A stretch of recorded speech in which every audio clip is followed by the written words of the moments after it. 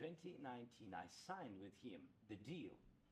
I signed with him, Macron and Merkel, we signed ceasefire. Ceasefire. All of them told me that he will never go. We signed him with gas contract. Gas contract. Yes, but after that, he broken this ceasefire.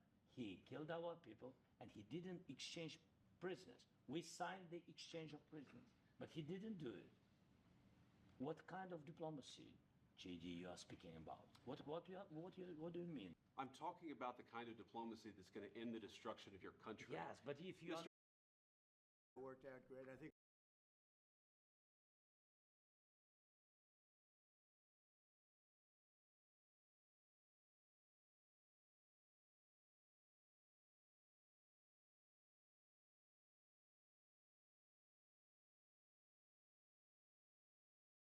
Quickly.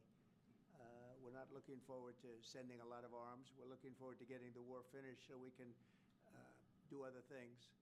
But we very much appreciate the agreement because we needed what they had, and we're treating, you know, our country is now treated fairly. Biden didn't do that. He didn't know what the hell he was doing. This should have never happened. This should have never started. But